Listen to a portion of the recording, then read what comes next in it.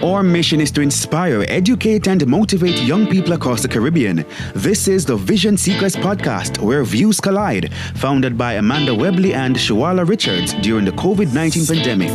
But VSP is more than two. We are a team dedicated to seeking out and presenting solutions to the problems that matter to you through open and honest conversations. Stay tuned.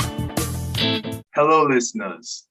Welcome to the second episode of the Vision Seekers podcast. And of course, the motto for the podcast is Where Views Collide. The quote for this episode is, "It is health that is the real wealth and not pieces of gold and silver." And of course, this is a quote by the famous Mahatma Gandhi. And the title for this episode is Anti-Vaxxer versus Pro-Vaxxer. Can they see eye to eye?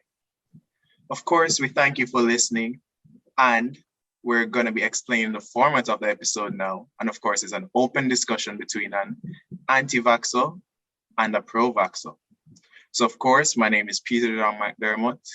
I attend the University of the West Indies, and I graduated in the year 2025, and I'm a part of the MBBS program. That's the Bachelor of Medicine, Bachelor of Surgery program. And now we'll get into our panelists or respondees. So what we're going to ask of them is just a short introduction for the first of all. And we're going to ask for their age, country of residence, educational background, etc. So to introduce our panelists first, I'd like to introduce Luke Webley and Ariel Simmons. And we could start with Ariel for introduction. So if you could please give a response. Hello, everyone. My name is Ariel Simmons. I am 21 years old. I live in the country of Jamaica, and I am a medical student, a second-year medical student, and I attend the University of the West Indies, Mona. So I am in the position of the pro-vaxxer for today's episode. Okay, thank you very much, Ariel. So, of course, now we'll be moving on to Luke. Hello, everyone. My name is Luke Webley. I reside in the United States, Arizona. I am a retired Army infantryman. I am the owner and CEO of Live Strong or Die, which is a company that helps individuals stay fit, lose weight. I also do life coaching as well, and I do self-defense training. Of course, this is just a question out to Luke. Have you been vaccinated in the past? I have. Okay. And Ariel? Yes, I have been vaccinated in the past. All right, great. To continue, are you for or against all vaccines, or do you solely take the stances that you have really said, Luke as the quote-unquote anti-vaxxer and Ariel as a pro-vaxxer? We can start with Ariel. Okay, so I am for all vaccines, and in this case, particularly the COVID-19 vaccines. And my reason for my stance is that over the centuries, there have been pandemics, epidemics, and all sorts of outbreaks of diseases. However, the thing that's consistent throughout the ages is that the medical advancements and the professionals that are involved in creating medicines have helped us to overcome them. So I do trust that they are able to help us now in this present pandemic. So Luke, what is your stance on vaccination in general and with regards to the COVID-19 vaccine? Please enlighten us. My stance on vaccines are that most vaccines up until now I've trusted and has been safe. However, specifically dealing with the COVID-19 vaccine, there is a lot of questionable information that's being ignored, and based on the information that's available outside of the mainstream led me to believe that this particular vaccine should not be something that people take without first really looking at some of the information that's out there. Okay, understood. So that's a perfect segue into our next question, which is, why are you for or against COVID-19 vaccines? So of course, Luke, I believe you understood from the previous question and you actually explained that. But Ariel, we'd like to hear what you think about that. So I am for COVID-19 vaccines because I do believe that the time was taken to do all the research and the clinical testing to approve of these vaccines. In 2003, there was a SARS outbreak, and the SARS virus has a similar structure to the coronavirus that we see today, COVID-19. And based on researches done in the past, they were able to quickly, in comparison to the typical time period which medicines are developed, they were able to quickly develop a vaccine which is, for the most part, effective against contracting COVID-19. And if you do contract COVID-19, there's a lesser percentage of you being hospitalized or fatality due to contracting COVID-19. Okay, all right. Thank you for your points, of course. And with no further ado, we can start moving into the real hard-hitting questions, the main questions. So, Luke, are your views towards the COVID-19 vaccines based on health concerns, religious, or political affiliations? So, of course, if yes to any of these, you can just expound. All right, so really quick, dealing with why am I against the COVID-19 vaccines? I have 2 points. First one has to deal with the inventor of the mRNA technology. He's a doctor by the name of Robert Malone. And you would think that the person who invented the very technology that is used in the mRNA vaccines, you think that that person's opinions and thoughts would be valued by the powers that be. Apparently, nobody's listening to this guy. I don't know why. Again, he is the inventor, Dr. Robert Malone, and he has stated that in a video that he had a discussion was taken down off of YouTube, and he doesn't understand why. Clearly, the government is not being transparent about the risks having to do with this technology. All right. Another point, there's a senator that goes by the name of Ron Johnson of Wisconsin. He's been conducting Senate hearings recently, and he's come out and said now that we do not have an FDA-approved vaccine. And that goes against what the mainstream has been pushing. They've been saying that now the vaccine has been FDA-approved. But according to the senator, he's saying that the vaccine is not FDA-approved. They're lying about that. And this is a sitting senator in the United States Senate. What he said was they approved the Comirnaty version of the Pfizer drug, which is not available in the United States. What they did is that they extended the emergency use authorization for the Pfizer drug vaccine that's available in the United States currently. So that's what they actually did, is extended the emergency use authorization. The FDA never approved this drug for use in the United States. And I'm gonna stop right there. Okay, so you mainly have concerns with the health-related aspects of the vaccine. Absolutely. Okay, all right. So Ariel, you can state your points. Of course, you can state your concerns. You can state what your views are towards the COVID-19 vaccine. Of course, you have the same constraints: health, religious, political affiliation. So, just let us know what you think. Okay, so for myself, my views towards the COVID-19 vaccines are not influenced by a political party, religious affiliation. I didn't have any present health concerns that would have caused me to decide not to take the COVID-19 vaccine. So it's purely on the information that I have read, and based on my research, I saw that it was safe enough for me to receive the first dose, and this week I should be receiving my second dose. In regards to what Luke said, that it is not FDA, there's no FDA approved vaccine in the US, but based on a statement of a senator, possibly that senator was ill-informed, because checking the FDA website, which is fda.gov, on the 23rd of August, they had released a statement that the FDA approves the Pfizer biotech COVID-19 vaccine. And also there's another article on the FDA.gov website, which also says that they approve for booster shots. Of course, we're still collecting information because technically we're still in the last stage of clinical trials, clinical meaning like the administration of the drug, seeing the symptoms that people are having. So we're still in that phase where they're collecting information. So it's not over yet. But according to the website, the Pfizer vaccine against COVID has been approved. Okay. All right. So there's been a lot of information to digest. And of course, they've been giving their sources. There's two conflicting sources, but I mean, you guys can go out and do your research for yourselves and arrive at whichever truth you choose to arrive at. So of course, we're going to give Luke an opportunity to maybe state some points with regard to what Ariel has said. Of course, do you have any thoughts? Again, we can definitely go and do further research on this. However, the senator stated that the COMIRNATY version of this vaccine is what was approved for FDA. It was not the Pfizer version that's in use in the United States, according to him. Okay, so we can definitely do more research on that. With that being said, this is just a question that I'm going to pose to Ariel. So do you lack trust in the healthcare system and pharmaceutical problems? Like, how do you feel about it? For the most part, I don't lack trust in them.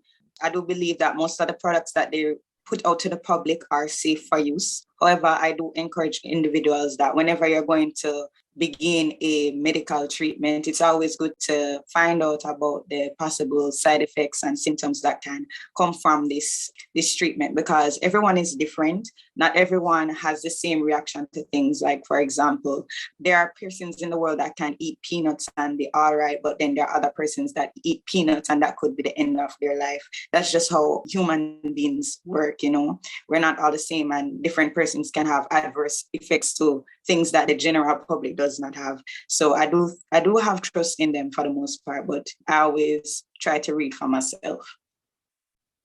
Okay, understood. So of course, Luke, we'd just like to hear your opinions on this, on your level of trust in, of course, the healthcare system and the pharmaceutical companies. I have a very low level of trust in both the pharmaceutical companies and the healthcare system. Here in the States, the pharmaceutical companies are in the business of making money.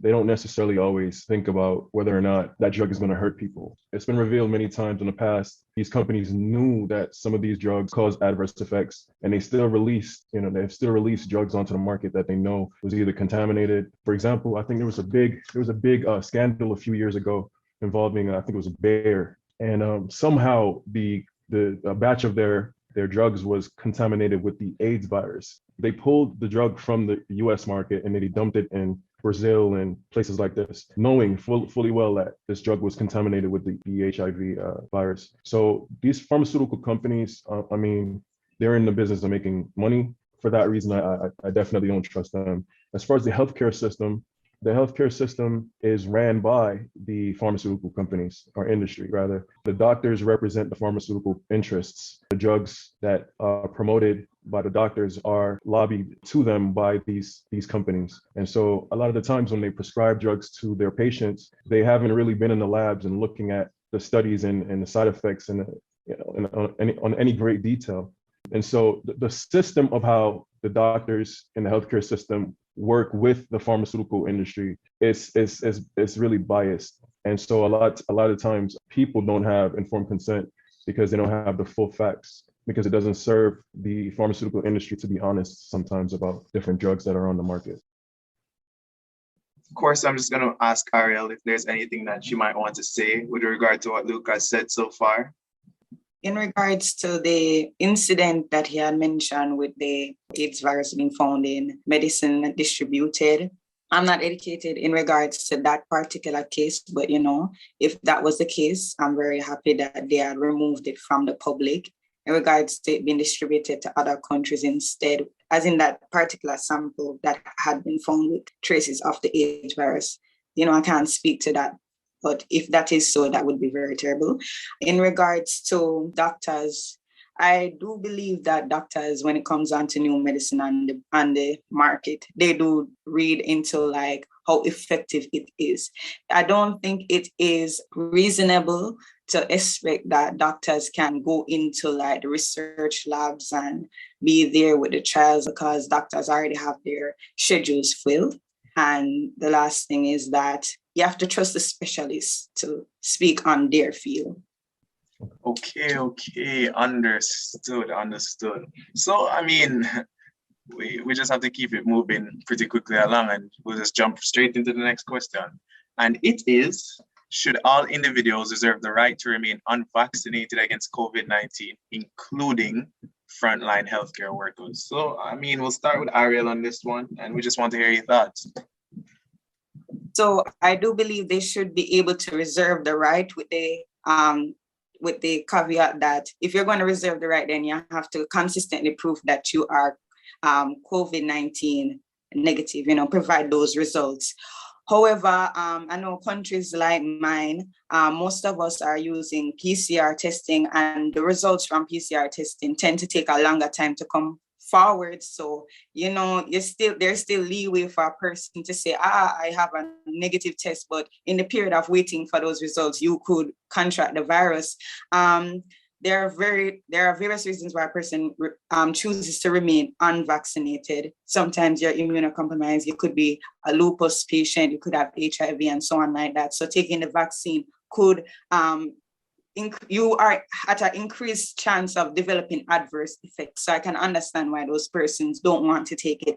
Healthcare workers, I think it should be strongly advised that they do it, because not only do you need to protect yourself, but also the people that you're treating. Those persons that can't take the vaccine, you don't want to be a carrier for them. You know what I mean? So that's where I stand on that.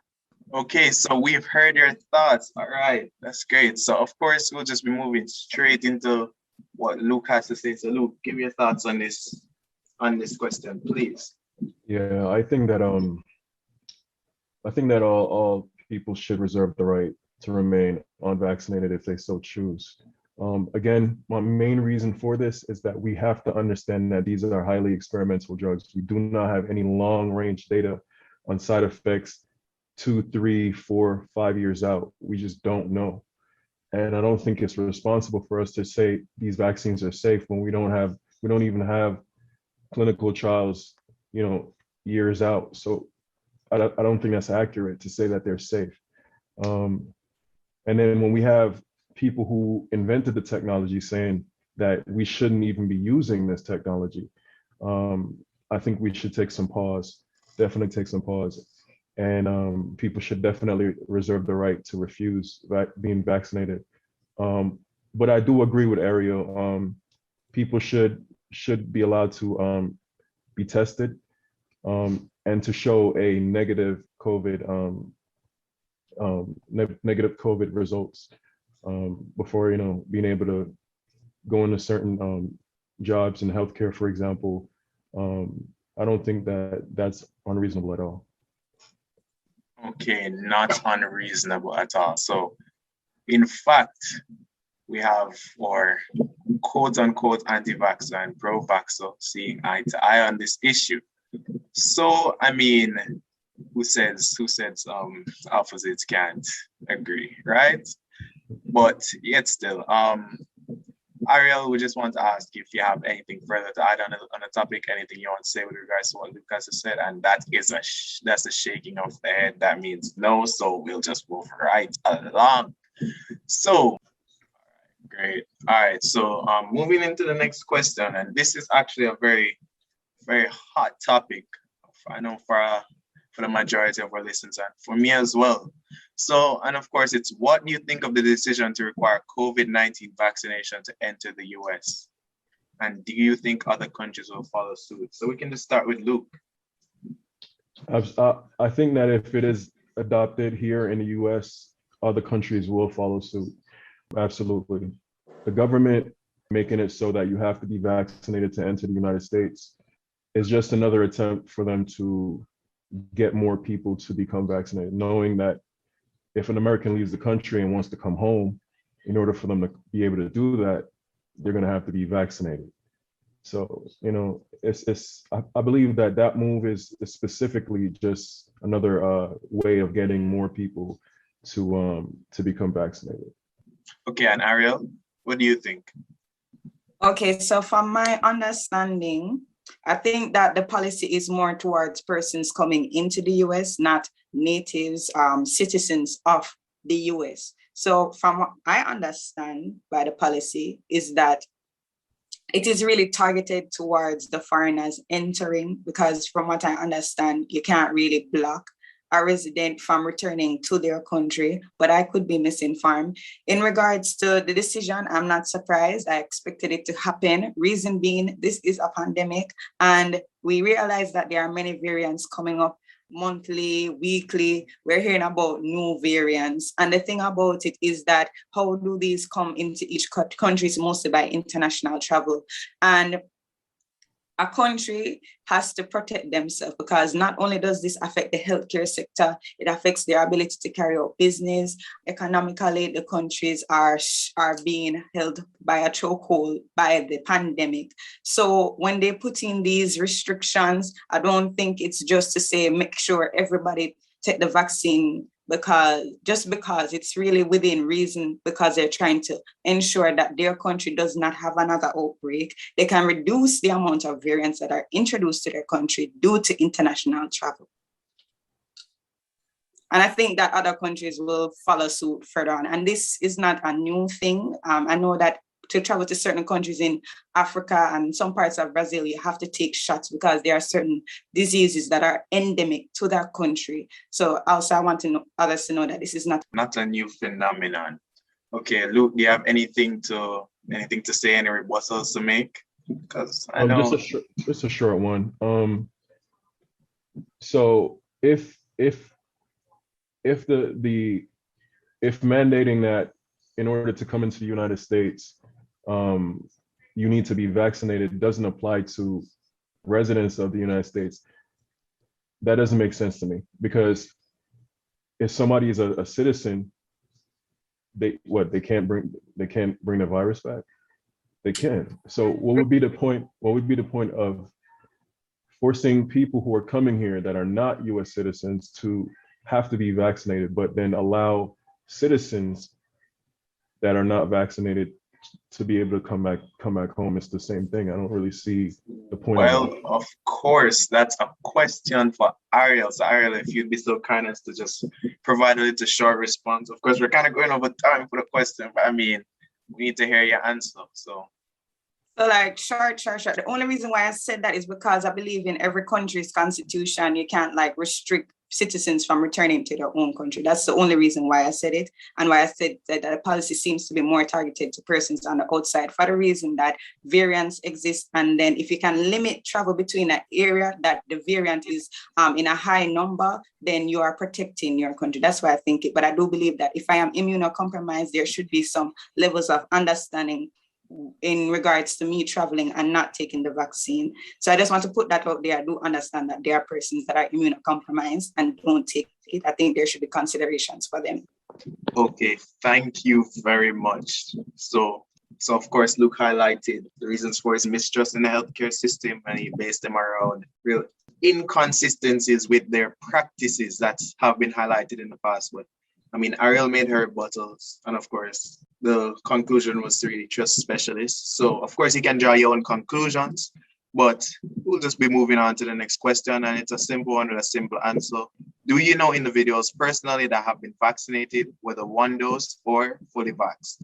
So we'll just pose this question to Luke first. Yes, I do. I know people who are fully vaccinated. Okay, and Ariel, just right into it. You can just answer. Yes, I do.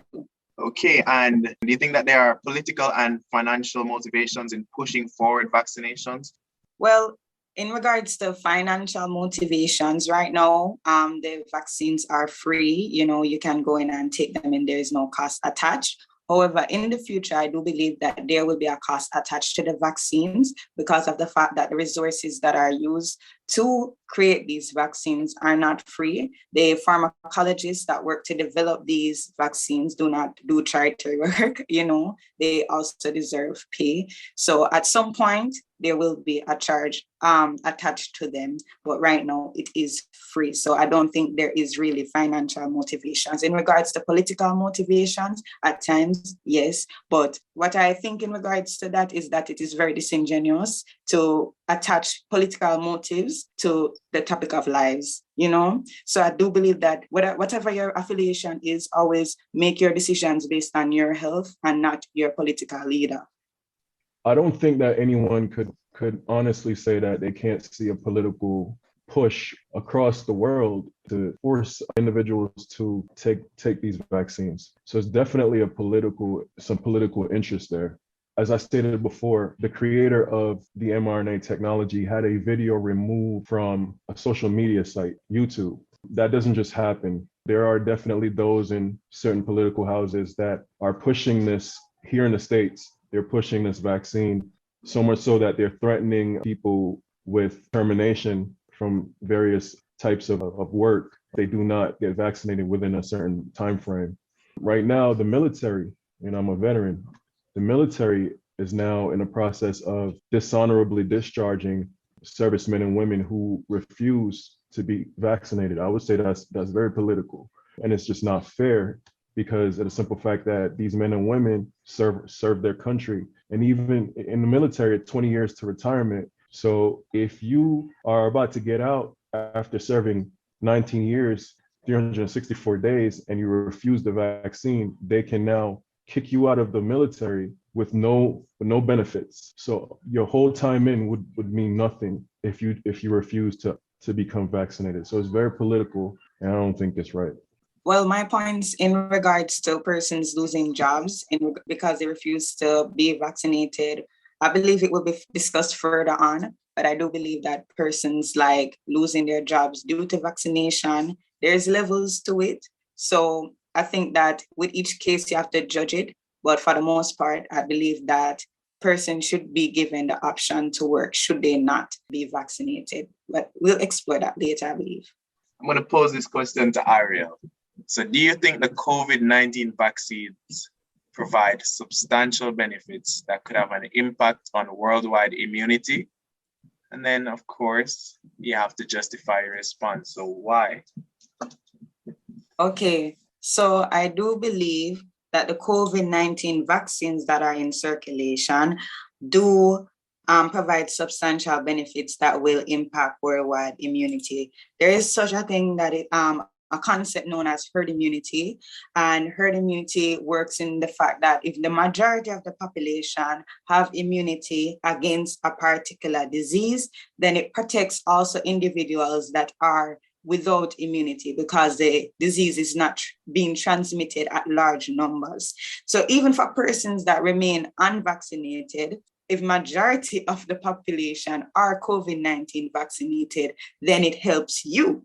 And according to you have cases where persons that are vaccinated that get COVID-19. These are known as breakthrough cases. And according to the BBC in England, this was like a report that was brought up in September, I believe, only 0.5%.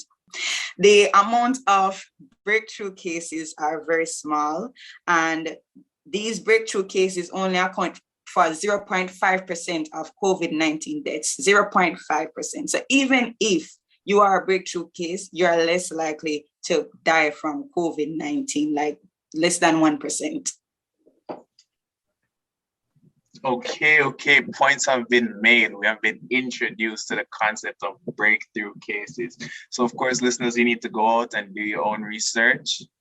That's really been a major point here. And of course, we'll just be moving right into what Luke has to say on the point. So again, for repetition of the question, do you think the COVID-19 vaccines provide substantial benefits that could have an impact on worldwide immunity? And of course, you have to just give your reasoning, because of course you have to back up what you say. So we're going into Luke's statement now. So you can begin. Okay, so do I think that COVID-19 vaccine provides substantial benefits that could have an impact on worldwide immunity? Substantial benefits, ooh, that's hard to say. It's only hard to say for me because I've been following the alternative media, and they've been talking about quite a number of people coming down with different medical issues based on being vaccinated. So substantial benefits long-term worldwide, it's hard to say. It's hard to say for me right now. I'm not really sure. I do want to touch on something Ariel said. She mentioned acquired immunity. And so I wanted to read this excerpt from Hill TV, host Kim Iverson is talking about a bombshell study that was released that showed those previously infected with the SARS-CoV-2 have natural immunity that offers 13 times more protection against the Delta variant than vaccination alone. The findings are from Tel Aviv. They followed over 700,000 people that were broken up into 3 different groups. Those who were vaccinated with 2 doses of Pfizer, those who had recovered from a previous infection, and those who had recovered and received only 1 dose of the Pfizer vaccine. The study found that those who had recovered from the COVID, from COVID were 13 times less likely to end up reinfected, concluding that the natural immunity confers longer lasting and stronger protection against infection, symptomatic disease, and hospitalization. I just want to say real quick right here that the vaccine wasn't created to give immunity, which is one of the tenets of a vaccine. It should provide immunity. I'm sorry, I lost my train of thought. Continue, I'll come back. Well. Points have been made. Of course, Ariel, we would not move on without allowing you to give your input on this matter. So please give your input. Yes, Luke mentioned acquired immunity, which is when you get the virus and then you develop antibodies which are able to fight against the virus. So in regards to acquired immunity, based on the data, there's not really enough information to suggest that it is long-term effective in the long term. So therefore, they still advise persons that have contracted COVID-19 in the past to be vaccinated. And also, I wouldn't want to leave myself up to chance to getting acquired immunity because I might not live after contracting the COVID-19 virus. So that's my point in regards to acquired immunity, but it does offer some benefits, but we don't know if it's long-term. Okay. Some points have been made with relation to acquired immunity. That word has been harped on a lot. And of course, herd immunity. So of course, listeners, you need to go out and do your research for yourself on these points, and you need to just come up with your own understanding. Come up and find your own understanding, and then base your real stances on that from a position of course, intellect. So just moving on to the next question. Do you think the solution to COVID-19 is currently available through vaccination? Why do you think so? And or why do you disagree? So we can start this round with Ariel. All right, so when I understand solution, I think in regards to, does this cause persons to be less likely infected by it? And if that's the answer in terms of COVID-19, I do believe that the vaccines are the answer. The present ones that are right now do not offer 100% assurance that I will not get the COVID-19 virus. I do believe they will improve upon it, but in terms of overcoming this pandemic, I believe that the answer would be in the form of a vaccine. Okay, and with no hesitation, we just move into what Luke has to say. So just give your thoughts. Okay, I do not think that the solution to COVID-19 is the vaccine. There are medications on the market, such as ivermectin, that's been controversial, to say the least, because the World Health Organization, the CDC, the powers that be, Dr. Fauci, they are ignoring this drug, and I don't really understand why.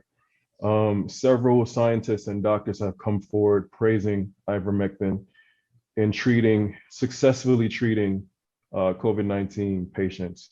But for whatever reason, it's being ignored. Other drugs that are more expensive are being used currently to treat COVID-19 patients in hospitals across the United States. Remdesivir, I believe, is one of them. I believe one doctor said that just one round of remdesivir cost upwards of $3,000. So you kind of come to your own conclusion on that. Why are we ignoring medicines that are being used successfully to to help people that are suffering in hospitals across the country? Why are we ignoring some medicines and we're pushing other medicines that's way more expensive? You know, that's for the audience to do their own research on. The solution to COVID-19 isn't a vaccine, because the vaccine itself doesn't keep you from contracting the virus, so it can't be the solution. As of right now, as far as I'm concerned, there is no solution to COVID-19 on a whole. After you've contracted it, though, there's definitely medicines that are being suppressed that definitely can help you. Early treatment is something, another controversial topic, because early treatment is something that hasn't been explored enough by the powers that be. And doctors have come out and they're wondering, why aren't we doing more for people when they first come into the hospital? We're just telling people, hey, go home, quarantine for 14 days, when we have things that we could be doing to actually help them, you know, at an early stage of contracting the virus. So no, the vaccine is definitely not the solution. To stopping it completely is yet to be found. But for treating it, we definitely have ways to treat it right now that we could be implementing and saving lives with. So of course, he's mentioned two big drugs in the of course fight against COVID-19. He's mentioned ivermectin and remdesivir, I believe is the name. And of course, listeners, you can just go and look those drugs up. Ivermectin, if we could get spellings, and remdesivir, if we get spellings from Luke. I do not have the spelling available right now, but I can submit it later so you get included in the final presentation. Of course, ivermectin, ivermectin, remdesivir, remdesivir. Of course, these are antiviral drugs useful on the front against COVID-19. So of course, you can look those up, form your own conclusions. And now we're moving into Ariel, because of course we know that she must have something to say on this topic, because of course it has been, it's a pretty hotly debated topic. So of course, Ariel, with no further ado, say what you have to say. In regards to the solution, I understand where Luke is coming from in regards to supporting medicine for the treatment of COVID-19. But as I explained, in regards to my understanding of solution, it has to do with preventing the disease from happening. And I assume his definition of solution is curing once you have contracted it. And I think that in general, there's a saying, prevention is better than cure, because not everybody responds successfully to treatments, no matter how very good the medication is. And I do think we should support medications that are available. And if you hear of a drug that can be helpful towards curing COVID-19, like if you have the virus, you can consult your doctor and work out a treatment plan. Say, doc, I've heard of this and I hear that it could be helpful. And based on your conversation with your health professional, then you can move forward to treatment. So I don't knock any drugs that are available, but I do believe prevention is better than cure. Okay, prevention is better than cure, something that we've heard many times growing up. Luke, is there anything you want to say with regards to what Ariel has said, by the way? No. So, I mean, Ariel, if there's no further points that you want to add to what you said, because I believe you've made your topics, you've made your points clear. So, I mean, that's the perfect point for us to move into the next question. And that question is, do the side effects of being vaccinated, mentioned by the World Health Organization, WHO, play a role in your decision to be or not to be vaccinated? So of course, I'm going to list some of the side effects. Of course, there's injection site pain, injection site redness, there's potential weakness on the side of your body that you've been injected. Of course, a hotly debated topic is that the AstraZeneca vaccine has been in certain clinical trials shown a 1 in approximately 6 million risk of the development of thromboses or blood clots as they're known. So I mean, do those side effects have any implications on your decisions to get or not to get vaccinated? We can start with Luke. Those mentioned side effects don't necessarily have any effect one way or another on whether or not I would become vaccinated. But I would like to state at this point that there are adverse effects or side effects that aren't on that list, some of which include tiredness or fatigue. A lot of people, I've seen interviews with a lot of people that are coming forward now, and they're complaining of something they're calling brain fog, whereas that you'll sit and stare at something that you know the answer to, and your brain's just foggy, and you're not able to call upon basic information. Nerve pain is another one that people have been complaining about after becoming vaccinated. Facial paresthesia is another one, which is, I guess we touched on this yesterday. I think this would be, I'm not a medical expert, would this be connected to the muscles in the face? So there's damage to the. Yeah, I think we talked about that yesterday. Yeah, one of the ones that persons had mentioned, I think in particular to the Pfizer vaccine, was Bell's palsy, where half is the mobility is reduced. And from the researches that I have seen, the effects of those symptoms last up to 2 to 3 weeks, and then persons had reported regaining mobility in that half of the face that was previously paralyzed. Okay, we love the commensalism. So, I mean, if you have anything else to say, Luke? Yeah, I want to continue. So, okay. So after the facial paresthesia, then there's muscle twitching. That's another one. A lot of people have been complaining here in the United States about uncontrollable twitching. They're not able to control it. And also people have complained about multiple sclerosis. Sorry, I just butchered that word. Multiple sclerosis, if I said that right, I'm not sure. And something called vaccine-induced autoimmune neuropathy is another thing that people have been complaining. There's that same senator that I mentioned, his name, let me get his name real quick for you guys. His name is Senator Ron Johnson. He did he gave a few people that were not being heard the chance to state some of the things that have happened to them after they took the vaccine.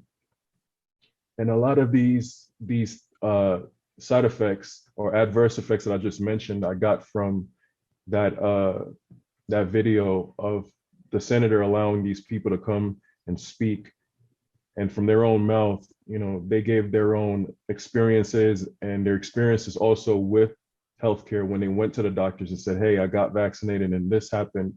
And a lot of them were met with, oh, well, you know, like they weren't really taken seriously. And I can definitely link that or send the link so that you can include that in the final presentation of this. Hopefully I answered the question. Okay, understood. So you mentioned some vaccine side effects, multiple sclerosis, nerve neuropathies, etc. So of course, that just means nerves aren't really working as well as they should. Ariel, do you have anything to say on that? In regards to the side effects influencing my decision to take the COVID-19 vaccine, we have to know that each vaccine has their their individual side effects. So prior to taking my first shot, I made sure to read about each one of them and the researches that has been done in regards to it. And based on my reading and the probability of each side effects occurring in the population that they had at the time period, I saw that the occurrence was very low. And therefore, based on that, I took a leap of faith and I took the first dose of the vaccine. So, and also I just want to put out that individuals are able to submit their own adverse effects that they have experienced. This can be submitted to the vaccine adverse event reporting system. There's a form on the CDC, Centers of Disease Preventions. Let me say it properly. Let me not chop up the people's name.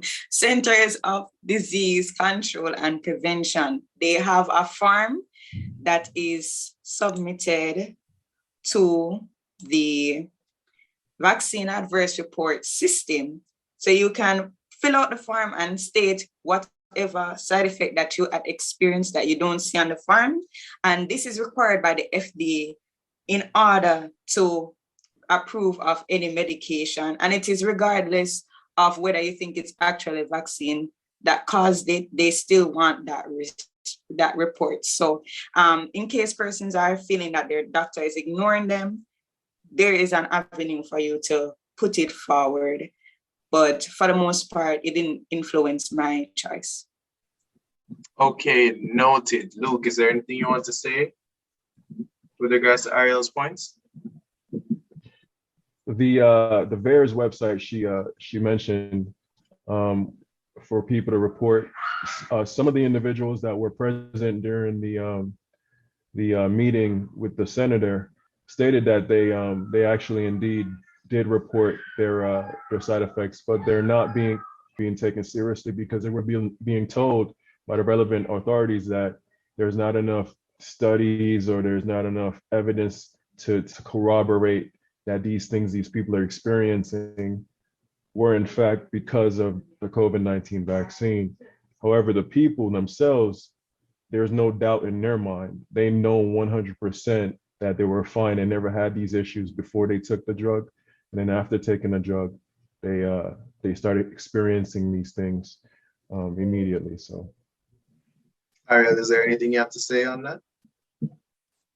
Yes, there are times when there are coincidences. By no means am I trying to say that this person's experience is not valid, but there are times that there can be coincidences. There could be pre-existing health conditions that arrive around the time that you took your first shot of the COVID-19 vaccine. So when you see that your submission of an adverse effect is not put up on the websites as a verified side effect that happens, it's not necessarily that it's not considered or looked into. It could be that there needs to be more research, more gathering of information to see if this has happened to other persons. And then once substantial information has been gathered, then they will put it up as one of the adverse effects. But most times they put it under the rare category because it is not seen in that large population. But by no means should any submission be just disregarded, but there needs to be research done to make sure it's correct. Okay, great.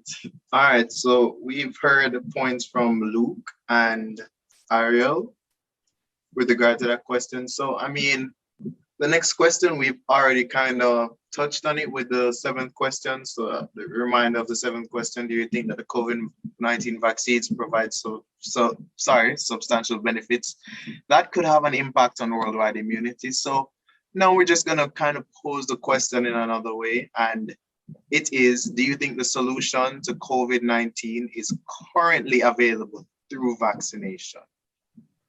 So we're gonna first pose that question to Luke. So you don't necessarily need to get into the why, because I mean, I believe we've already touched on that, but I mean, you could just give a little answer, a little response to that question. No, but the solution to COVID-19 is not in the vaccine, as they were. the solution has to be something else. I don't know what that something else is. Maybe it's just honesty, truthfully. Maybe it's just honesty, because the COVID-19 virus on a whole is surrounded in very suspicious things happening, from dealings with Dr. Fauci and the NIH funding gain of function research in Wuhan. She has come forward and that she did receive funding from the NIH to study gain of function, which is the whole reason we're even dealing with this virus. But I'll get into detail on that later. Okay, understood. Ariel, if you just have any points to raise with regards to that solution question. So, of course, to reiterate, do you think the solution to COVID-19 is currently available through vaccination? In regards to 100% like solution, the ones that are currently available don't offer that. So my answer is leaning towards the no. But I do think that by most persons taking the vaccine, it does help to bring down the occurrence of new COVID-19 cases and reduce hospitalization. But the current ones, of course, will be improved upon. And once they have been improved upon, I believe that they can definitely be the solution. Okay, understood. Luke, is there anything you want to say with regards to what Ariel said? Not at this time, no. Okay, all right. So what they've basically been discussing is, of course, they're both a bit unsure of if the vaccination is really the solution to the COVID-19 pandemic. And I mean, they're both agreeing, maybe a potential reverse side. Well, of course, there's certain things that they have to be able to agree upon. So, I mean, we're going to just be moving into the next question and see if this trend of agreement continues.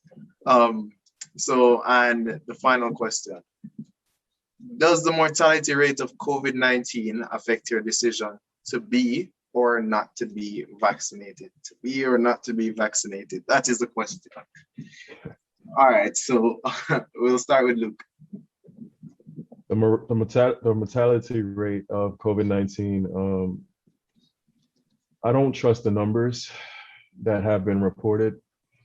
And that's only because of looking at alternative media, to where doctors in certain institutes across the United States, medical institutes and medical hospitals and so on and so forth, were being coerced to state that non-COVID deaths were in fact COVID deaths. And they were looking for answers, these doctors. They're still looking for answers as to why they were being told to label non-COVID deaths COVID deaths. So the numbers, I personally don't trust them. But does the mortality rate have a role in why I won't get vaccinated? No, I would say no. Regardless of what the numbers are for people dying from COVID-19, I still wouldn't trust these vaccines personally, just me personally. And that's my answer. Okay, Ariel, what do you think? So for me, the mortality rate wasn't like the major push for me to be vaccinated. I believe that the general mortality rate is less than 10% worldwide. However, because there is like 7 billion people worldwide, that less than 10% is actually a very large number, you know?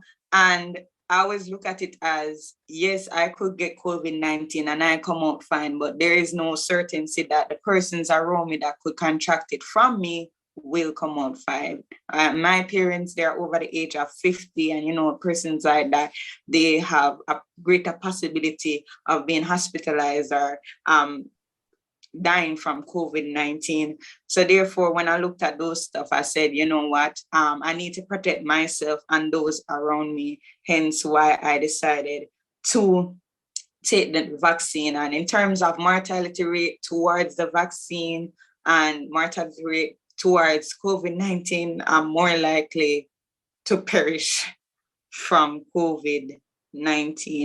The data shows it, like according to the vaccine adverse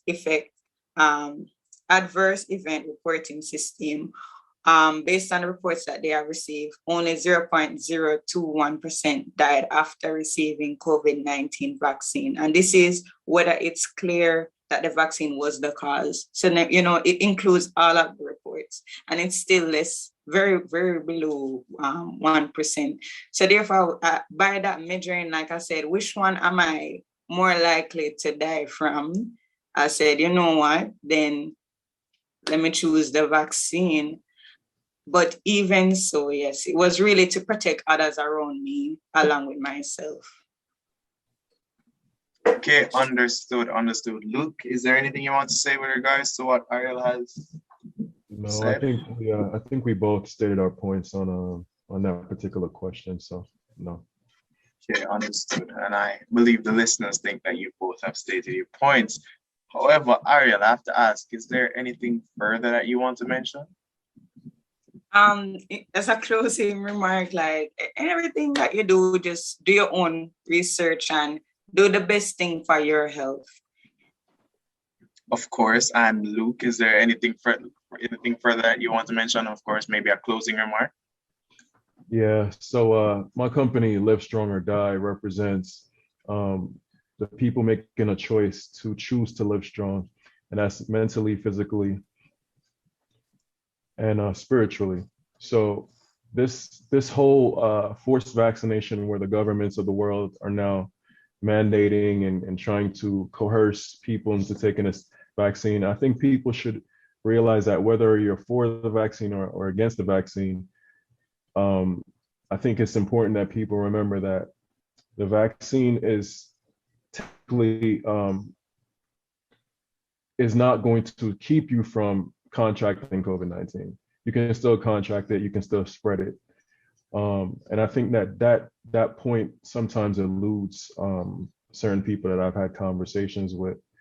And if you have already, unfortunately, contracted the virus, as I stated in that study, it's 13 times, your natural immunity gives you, you're 13 times less likely to become reinfected because earned immunity is robust. And that's something that the powers that be aren't really pushing or promoting because they want people to become vaccinated. And I don't think you can ignore the body's natural ability to protect itself. So yeah, that's all I have to say. Wow.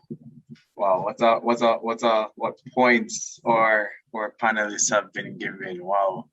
Luke and Ariel. So, I mean, first of all, I want to say thank you. And of course, I know the listeners would want to say thank you for appearing on the podcast. And of course, with my remarks, of course, this has to be the end of the podcast. And the episode's topic was pro-vaxxer versus anti-vaxxer. What are their thoughts? Do they possibly agree? And or what do they disagree on? So I know there's some people out there listening that may be of one stance or another, pro versus anti-vax. And of course, we just want to encourage you to, do your own research, come with your own assessments and make informed decisions, of course. And finally, I'd like to thank you all for listening. We know that there's many ways to spend your time, and we appreciate that this was the way that you chose to spend your time. And I'd just like to say on behalf of myself, Luke, and Ariel, and everyone on the Vision Seeker podcast team, I'd just like to say a goodbye. Enjoy your day, wherever you may be. And again, Luke, you may say your promotion. Okay, I'm a YouTuber. Feel free to follow me at Live Strong or Die on YouTube, and also on Instagram, same name, Live Strong or Die. Thank you. Okay, thank you. All right, guys, again, thank you for appearing. Ariel and Luke. Ariel, do you want to say anything, by the way? So you want to say goodbyes? Okay, thank you everyone for listening. I'm also a blogger. So my blog is The Candid Pub at candidpub.com. And we write about inspirational stuff, the experience of a young 20-year-old along with college students. So if you're interested in that, you can check out candidpub.com. Okay, you guys heard candidpub.com. Okay, so again, we'd like to thank them, and now we'd like to say goodbye. This has been an episode of the Vision Seekers podcast. Together we can create a society that benefits us all. Send us an email at thevisionseekers.podcast@gmail.com. Find us on YouTube and Instagram at The Vision Seekers Podcast, and follow us on Twitter at Vision Seekers JA. We look forward to hearing from you.